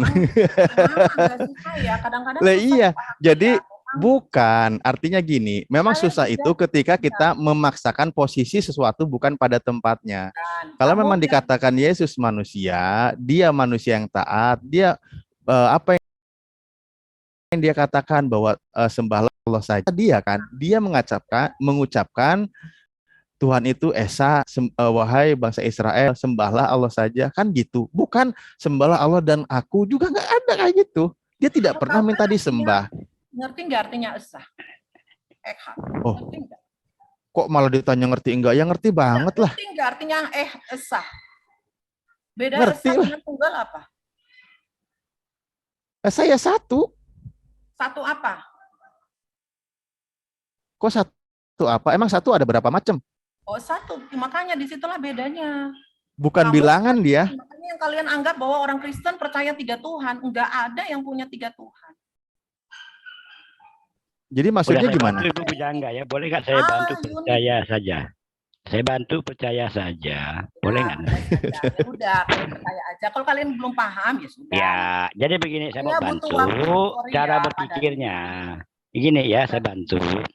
Jadi dimaksudkan oleh pujangga percaya saja itu kita membaca Alkitab tidak boleh lurus saja, nggak boleh. Kita harus tahu cara bengkoknya, bagaimana bengkok arahnya. Makanya umat Kristen. Bagaimana maksudnya? Jadi gini, jadi memang saya butuh waktu bertahun-tahun untuk bisa memahami tentang sebenarnya apa sih yang dimaksud dengan Allah Trinitas. Saya butuh waktu bertahun-tahun sampai kemudian saya mengambil satu keputusan. Oke, saya memilih Allah yang benar. Saya butuh waktu banyak sekali, bertahun-tahun. Iya Bu, benar. Terus gali bertahun-tahun karena nanti banyak menemukan kebenaran, karena banyak orang yang sampai sekolah tinggi bertahun-tahun dia pelajari, ujung-ujungnya dia mualaf. Itu fakta yang tidak bisa dibantah. Pelajari terus Bu. Banyak itu siapa-siapa. Lebih banyak mana dengan yang di YouTuber itu. Gak usah deh. Pada akhirnya gitu ya. Pada akhirnya ingat. Saya bukan mau mengalihkan bahasan. Bukan mau mengalihkan bahasan. Nah, sebentar saya nyambung. Saya nyambung, bantu ibu ini ya. Sebentar, setiap lutut bertelut dan setiap lidah mengaku Yesus Tuhan, itu baru kesudahan zaman. Jadi begini Bu, saya bantu. Makanya saya katakan tadi ya, di saat kita membaca kitab suci Ibu, tidak boleh lurus saja berdasarkan literal, nggak boleh. Kita harus membacanya ada bengkok-bengkoknya, ada keluk-keluknya, begitu kan? Ada liku-likunya. Makanya cara berpikir, makanya cara berpikir, iya benar, makanya kan setuju Ibu ya. Makanya cara berpikirnya oten-oten itu, makanya cara berpikirnya oten-oten itu selalu berbengkok-bengkok dan berkelok. Maka dari itulah pemikiran-pemikiran licik timbul, sehingga kelicik kecil yang terjadi. Itulah fakta ya, itu fakta. Ini yang apa yang disampaikan Ibu. Terima kasih Bu ya, saya bantu Ibu. Sebentar Pak Dani, dengar saya bicara. Jadi kalau membaca Alkitab ya, Alkitab itu hidup Pak, hidup banget. Jadi semakin Bapak membaca, semakin Bapak semakin merasa bahwa kok ada banyak misteri dalam, karena banyak berbicara. Mungkin Bapak nggak paham apa yang saya maksud ya, tapi coba kalau besok-besok Bapak ya mudah-mudahan lah. Saya paham Bu, saya udah belajar dengan Rudy Yohanes. Saya udah belajar. Makanya Rudy Yohanes mengatakan membaca Alkitab tidak boleh lurus dengan literal-nya, tetapi harus dengan cara berpikir yang bengkok-bengkok. Maka pola pikir bengkok-bengkok itu menurun kepada teman-teman di kekristenan, harus bengkok membacanya. Kalau tidak bengkok jangan. Tega banget sih Dan ini potong-potong orang bicara sebentar. Saya dulu bicara. Saya kan nyampai. Semangat sekali. Santai aja. Santai sebagai teman kita, santai. Jadi saya cerita gini. Jadi memang membaca Alkitab tidak membaca lurus. Kamu baca lurus segitu karena dikatakan Alkitab itu hidup, firman Allah itu hidup. Ya nggak tahu kalau kalian punya firman ya, harus baca lurus-lurus ya. Kalau kami enggak gitu. Setiap kalimat itu kemudian kita renungkan isinya apa sih? Nah, diterjemahkan kepada kita tuh berbeda-beda setiap orang gitu loh. Tapi kalau kamu nggak percaya, it's okay, it's up to you ya. Iya, makanya betul kan yang saya katakan Ibu, betul kan?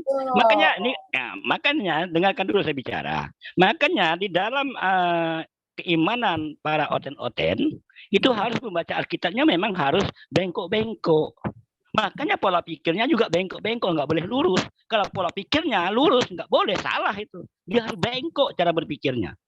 Dengan cara berpikiran bengkok, itulah timbul apa? Bagaimana untuk melakukan pembengkokan, untuk melakukan kelicikan. Itu yang terjadi, itu fakta dan realita. Camkan baik-baik, terima kasih. Ya, jadi saya mau jelaskan bahwa selama Roh Kudus tidak bekerja dalam hidup kalian, kalian tidak akan pernah bisa tahu karena selubung itu belum diangkat dari kalian. Itu aja semua. Makanya berdoa supaya kalian bisa memahami sebenarnya apa sih yang dimaksud orang Kristen, apa sih yang dimaksud dalam Alkitab. Selama Roh Kudus, biar kita berbusa-busa mulut sampai 300 tahun kalau dikasih izin untuk hidup 300 tahun, tidak akan bisa membuat kalian percaya. Ibu berarti percaya nggak channel-channel Kristen itu dinaungi Roh Kudus semua itu? Ya nggak tahu, itu kan Roh Kudus bekerja di setiap orang, bukan bilang orang Kristen ya. Pertama ya dia itu, percaya dulu. contoh kan channel Bom-Bom, si Anak Katak gitu. Itu mereka kan menyuarakan Kristen itu dinaungi Roh Kudus semua ya? Gini ya, saya tidak bicara bahwa gini pada saat saya percaya kepada Yesus, maka dia Kristen loh, dia Kristen sejati ngakunya. Dengar Iya. dong, jangan langsung potong-potong gitu. Kalian ini nggak Ya, sopan. saya menegaskan aja, itu kawan ibu, dia Kristen sejati ngakunya, gitu. Bentar, saya jelasin dulu. Bentar, saya jelasin dulu. Jadi gini ya, saya tidak mengatakan ya bahwa orang yang hidup dalam Tuhan kemudian dia tidak bisa berbuat dosa. Bisa jadi. Terus kemudian apakah dia hidup kemudian mengandalkan Roh Kudus juga belum tentu juga. Karena banyak orang Kristen juga tidak banyak memahami tentang apa sih pekerjaan roh, sampai benar-benar mereka merasakan oh ini Roh Kudus seperti ini. Karena kalau hanya kita nggak tahu tentang pekerjaan Roh Kudus itu, jadi saya nggak bisa katakan mau channel Kristen, channel Islam, tapi yang pasti yang saya menganggap channel Kristen misalnya, mereka apakah ada Roh Kudus di dalam, ya mereka harus bertanya pada diri masing-masing dan dari buahnya akan ketahuan, ya.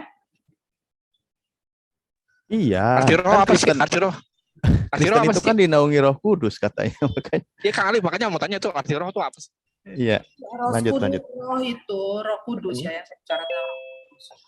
Nah, itu kan the Holy Spirit ya. Jadi Roh Kudus itu Roh Allah sendiri yang menaungi kita, yang menguasai hidup kita. Jadi orang yang menerima Yesus sebagai Tuhan dan Juru Selamat, maka Roh itu tinggal bersama dengan dia, itulah yang menguasai hidupnya dan memimpin kehidupannya. Sekarang pertanyaannya, apakah orang yang sudah percaya Yesus kemudian dia sendiri mengandalkan Yesus sebagai Tuhan dan Juru Selamatnya? Totally. Artinya dia fully surrender ya. Tapi kalau enggak juga tetap dengan kehidupannya apa segala macam, ya kita harus juga pertanyakan gitu loh ya. Ya, enggak gini. Kalau dari seluruh Bible itu kan ada kata roh di sana gitu kan. Misalkan di berapa ya? Yohanes 24 ya. Pneuma Hotheos. Itu kalau di terjemahan sekarang kan punya kan Allah adalah roh atau apa gitu, saya lupa gitu. Tapi coba lah Ibu, bagaimana kalau saya tawarkan gini? Sebentar, sedikit Bu, sedikit. Bagaimana kalau saya tawarkan gini? Kita ganti kata roh di sana itu jadi ajaran Tuhan. Roh kok ajaran? Jadi menyembah dalam pengajaran itu gitu loh. Roh dan kebenaran. Kalau engkau menyembahlah dalam roh dan kebenaran. Iya. Mengerti artinya? Iya. Dalam pengajarannya, maksudnya tuh nyembahnya tuh jangan keluar dari apa yang diajarkan kan gitu. No. Jadi kata roh di sana itu diganti aja jadi pengajaran gitu. Enggak. Dipersulit jadinya. Saat Yesus waktu dibangkitkan, ya Yesus dibangkitkan, roh yang membangkitkan itu roh Allah itu kan tubuhnya mati ya. Roh yang ada dalam dirinya itu yang membangkitkan Yesus dari kematian. Itu pula roh yang sama yang membangkitkan orang-orang percaya yang lain yang hidup sebelumnya. Gak masalah, itu bisa diterima. And then, setelah itu, kemudian kita yang sekarang, hari ini yang percaya kepada Yesus dan mengandalkan dia, maka Allah menyuruh kita untuk menyembah dia dalam roh. Kenapa? Karena Allah itu roh. Maka kita tidak boleh hidup, walaupun sekarang hari ini aku hidup dalam kehidupan dagingku, tapi kehidupan rohku adalah aku ini karena aku sudah menjadi anak Allah, hidup dalam roh, maka tidak boleh kedagingan lagi yang menguasai saya. Gitu. Setuju Bu. Saya bilang, iya, saya bilang, iya saya setuju. Makanya itu kata roh di sana itu diganti dari pengajaran. Artinya itu, saya tuh kalau istilah Islam itu syariat gitu. Itu aja kan simpel jadinya.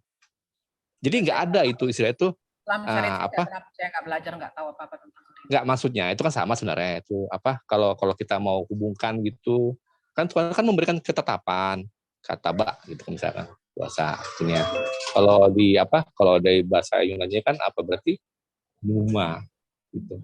Terus sebenarnya maknanya sama. Jadi daripada kita tuh bikin yang enggak yang makin mempersulit, ini kan dipersimpel saja kan jadi enak kita mau mengimani gitu. Gimana? Kenapa? Sorry, aku jawab ini. Ngarang apa? Ya. Ngarang aja anak buah Paulus. Saya ketawa bacanya itu lucu aja. Enggak. Romeo. Saya bilang Paulus itu dia tuh monoteis dia itu. Bukan Tritunggal dia itu. Karena buat dia itu cuma ada satu Allah saja dan satu Tuhan. Tuean. Ya, jadi cara Paulus ya. Paulus itu pertama dia percaya kepada Allah ya. Makanya dia dulu namanya Saulus kan. Dia membunuh orang-orang yang mengejar orang-orang yang menyembah Yesus ya. Berarti dia adalah Allah yang monoteis. Jadi dia percaya Allah yang monoteis ya. Nah, gitu, mono. Jadi dia percaya kepada Allah yang dia ones lah berkata. Sampai kemudian Ya, Enggak, Bu.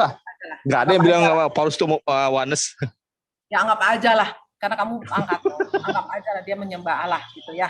Nah, tapi belum tahu dari Yesus. Jadi dia mengejar orang-orang yang hidup dengan Yesus, ya, hidup percaya kepada Yesus. Dia mengejar mereka sampai kemudian saatnya Tuhan mencelupkan mata dia. Kemudian namanya berubah dari Saulus menjadi Paulus. Saat itulah dia menjadi seorang yang martir. Dia siap pasang badan untuk Yesus. Tapi bukan berarti dia hanya percaya Yesus. No, dia bukan berarti Tuhan Yesus.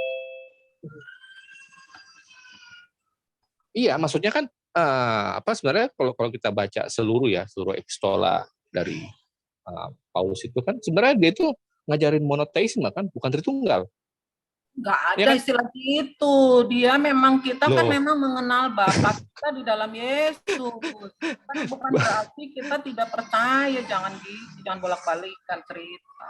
Nggak ada. Yang pasti Ya, makanya fokus kepada Yesus karena memang pengajaran Yesus yang dia lanjutkan. Tapi bukan 1 Korintus 4:6 itu kan bilang kan cuma ada satu theos dan satu kurios kan gitu. Ya kan, kalau Paulus mau bilang Yesus itu adalah theos, dia pasti bilangnya itu bahwa ada satu theos, yaitu pater dan Yesus kan gitu. Tapi kan di sana kan kurios. Dan Paulus sendiri itu kan dipanggil kurios juga sebenarnya. Kok ngarang, Bu? Romeo aku baca loh, Romeo ini lucu loh. Errorku kok ngajarin sembarangan. Percaya saja, imani saja. Iyalah. Iya, aku tidak dapat berbuat apa-apa dari diriku sendiri. Ya, nggak apa-apa. Itu kan bukan bicara, itu kan konteks yang kalian tidak pahami. Jadi itu kan waktunya belum tiba. Aku tidak bisa melakukan apa-apa dari luar diriku sendiri. Dia nyatakan dirinya sebagai manusia yang harus mati. Dia harus samakan dirinya menjadi hamba kan. Jadi waktu dia turun ke dunia menjadi sama seperti manusia. Gitu. Ya, sama seperti manusia, Bu. Berarti Tuhan Ibu manusia gitu? Iya, manusia. Tuhan Ibu manusia apa sih? Nggak paham saya ngomongnya Tuhan Ibu manusia. Tadi kan Ibu mengatakan bahwa dia jadi manusia, jadi hamba. Berarti yang Ibu sembah itu manusia. Nggak usah diulang-ulang lagi, PI. Kamu nih, kalau nggak mau percaya nggak apa-apa. Sudah, nggak usah diulang-ulang itu. Kayak nggak kreatif banget. Saya ini bertanya, Bu, dari tadi. Kagak ketemu jawabannya.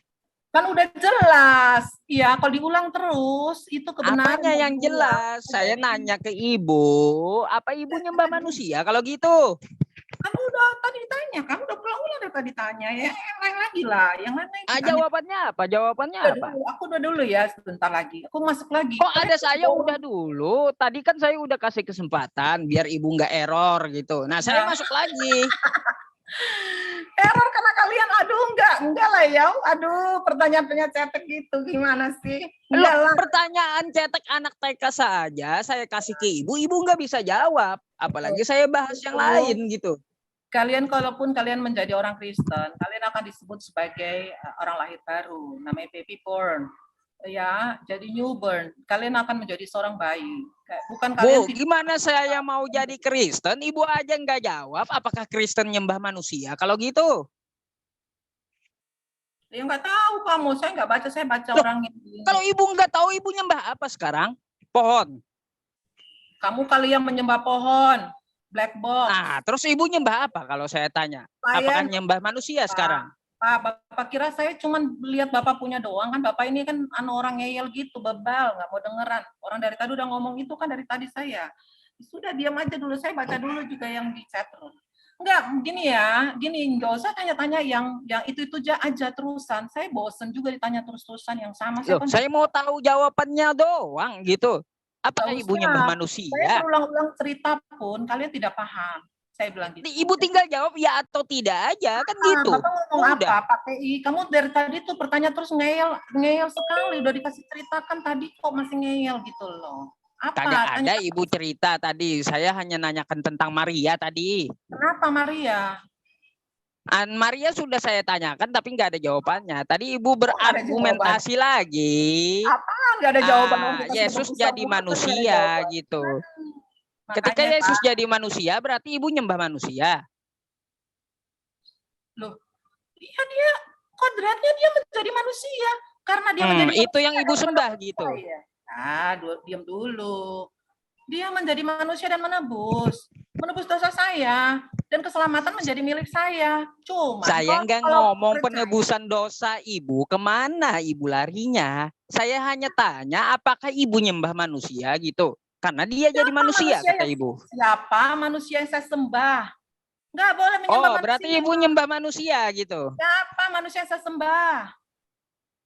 Ya Yesus kan? Siapa bilang saya sembah Yesus sebagai manusia? Yesus mati. Dengar, kalau Yesus tidak mati dan tidak bangkit, untuk apa saya sembah dia? Kalau Yesus tidak mati dan tidak bangkit dan tidak menyelamatkan dosa saya, untuk apa saya sembah dia? Bu. Saya tanya bendanya, apa yang ibu sembah itu manusia? Kalau penjelasan eksegesis yang lainnya nanti dulu. Oke, saya menyembah Tuhan Allahku. Yang di dalam Yesus Kristus, dia menjadi anak Allah. Yang saya tanyanya Yesus itu manusia bukan?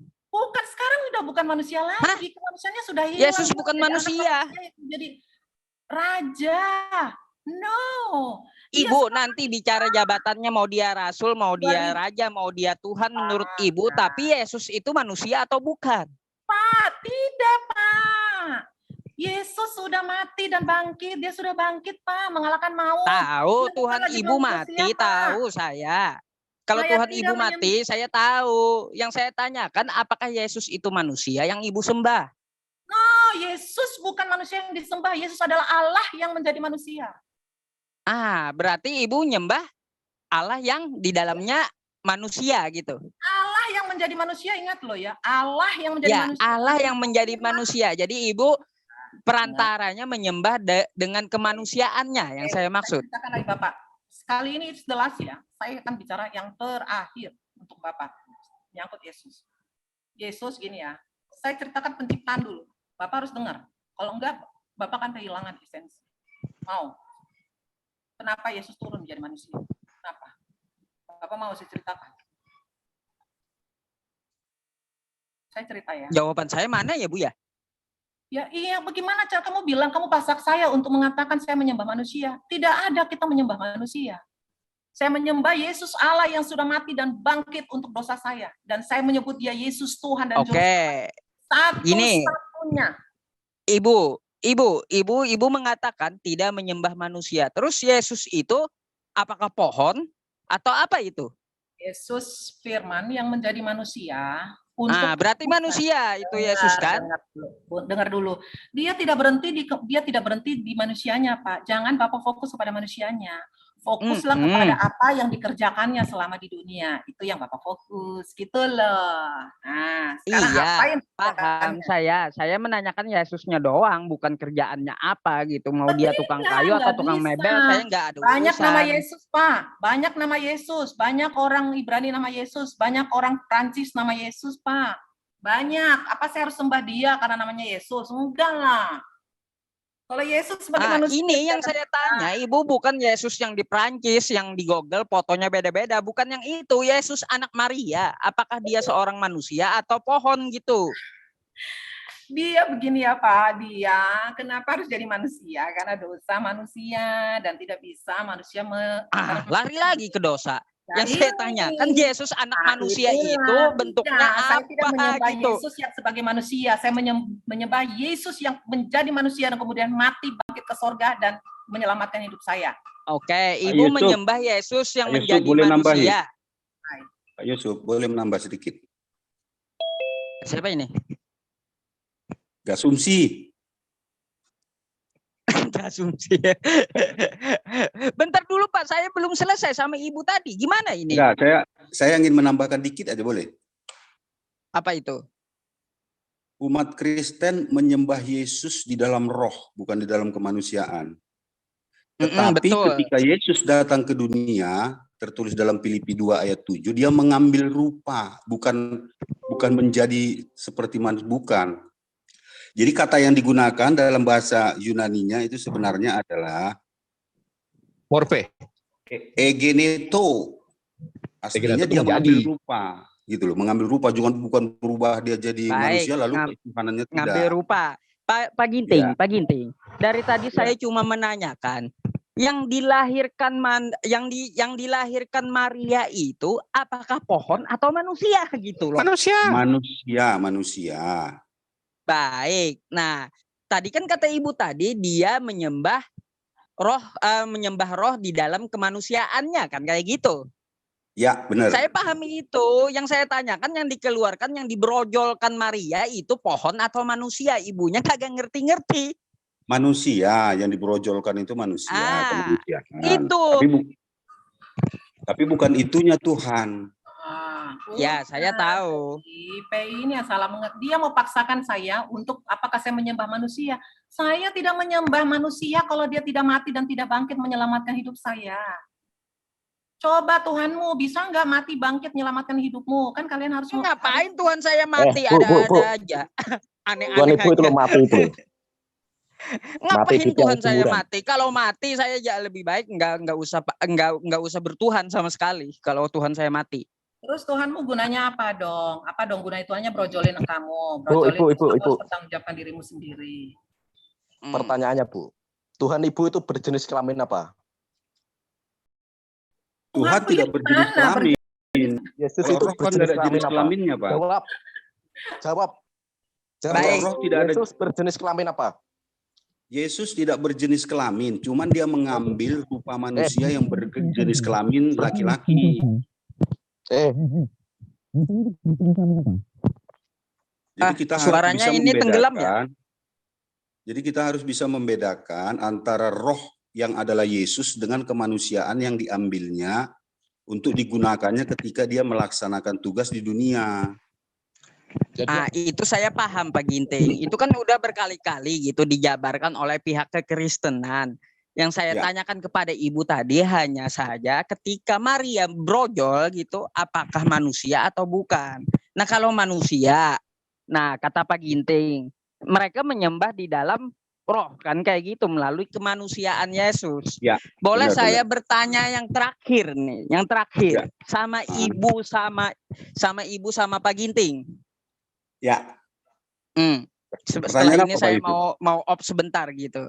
Pertanyaan saya, ketika Bapak Ginting dengan Ibu yang tadi menyembah di dalam roh, menyembah di dalam roh melalui kemanusiaan Yesus, mohon maaf nih, kita